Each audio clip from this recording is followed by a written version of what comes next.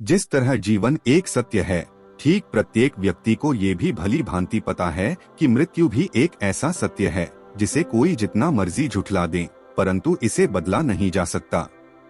कहने का अर्थ है कि जिसने इस पृथ्वी पर जन्म लिया है उसे एक न एक दिन अपने प्राणों की आहुति देनी पड़ती है। इस बारे में हम में से बहुत से लोगों ने कई बार अपने बड़े बुजुर्गों से कहते सुना होगा कि मृत्यु के बाद मनुष्य शरीर की आत्मा 13 दिनों तक अपने घर में रहती है। मगर ऐसा क्यों, इस बारे में क्या किसी ने सोचा है? अगर नहीं तो चलिए आज आपको इससे संबंधित जानकारी बताते हैं और जानते हैं कि आखिर क्यों मृतक शरीर की आत्मा 13 दिनों तक अपने घर में भटकती रहती है। साथ ही साथ ये भी बताएंगे कि 13 दिनों तक मृतक के नाम का पिंडदान क्यों किया जाता है। बता दें कि गरुड़ पुराण में इस बारे में विस्तार से बताया गया है। गरुड़ पुराण में बताया गया है कि जब किसी व्यक्ति की मृत्यु होती है तो यमराज के यमदूत उसे अपने साथ यमलोक ले जाते हैं। यहाँ उसके अच्छे और बुरे कर्मों का हिसाब होता है और फिर 24 घंटे के अंदर यमदूत उस प्राणी की आत्मा को वापस घर छोड़ जाते हैं।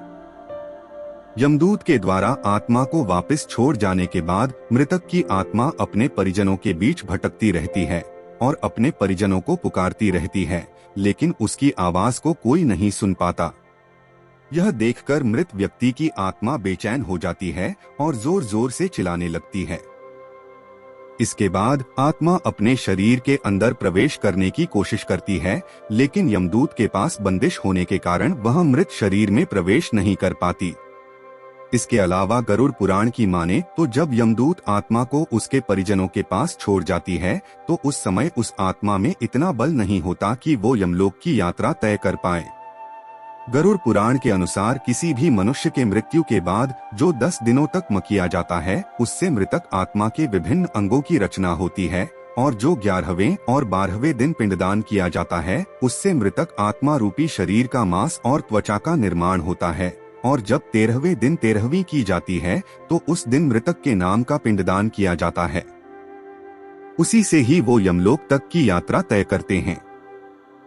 अर्थात मृत्यु के बाद मृतक के नाम का जो पिंडदान किया जाता है उसी से ही आत्मा को मृत लोक से यमलोक तक यात्रा करने का बल मिलता है। इसलिए ही गरुड़ पुराण में बताया गया है जब किसी मनुष्य की मृत्यु हो जाती है तो उसकी आत्मा 13 दिनों तक अपने परिजनों के पास घर में भटकती रहती है और उसके बाद आत्मा मृत लोक से यमलोक की ओर निकल पड़ती है, जिसे पूरा करने के लिए उसे 12 महीने यानी कि 1 साल का वक्त लगता है। इतना ही नहीं, मान्यता के अनुसार 13 दिनों तक मृतक के नाम का किया गया पिंडदान उसके 1 वर्ष के भोजन के समान होता है। पिंडदान न किया जाए तो क्या होगा? इसके अलावा बता दें, अक्सर लोगों के मन में ये सवाल भी जरूर आता है कि अगर किसी मृत व्यक्ति के नाम का पिंडदान नहीं किया गया तो क्या होता है। तो दोस्तों आपको बता दें कि इसका भी वर्णन गरुड़ पुराण में किया गया है। जी हाँ, जिस मृतक व्यक्ति का पिंडदान नहीं किया जाता यमदूत उसे 13वें दिन जबरदस्ती घसीटे हुए यमलोक की ओर ले जाते हैं और मृतक व्यक्ति की आत्मा को इस दौरान काफी कष्ट उठाना पड़ता है। इसलिए हिंदू धर्म में मनुष्य की मृत्यु के बाद 13 दिनों तक पिंडदान करना आवश्यक माना गया है। इसके अलावा आपको बता दें कि 13वें दिन परिजनों के द्वारा मृतक व्यक्ति के नाम का जो भोज करवाया जाता है, अगर वह कर्ज लेकर किया जाए तो मृत व्यक्ति की आत्मा को शांति नहीं मिलती। इतना ही नहीं, गरुड़ पुराण में यह भी बताया गया कि जो व्यक्ति जीवित रहते हुए अच्छे कर्म करता है, मृत्यु के बाद उसकी आत्मा को यात्रा के दौरान यमदूत कोई कष्ट नहीं देते, और जो व्यक्ति बुरे कर्म करते हैं उसकी आत्मा को यमदूत यात्रा के दौरान कई यातनाएं देता है और आत्मा को कई कष्ट भोगने पड़ते हैं।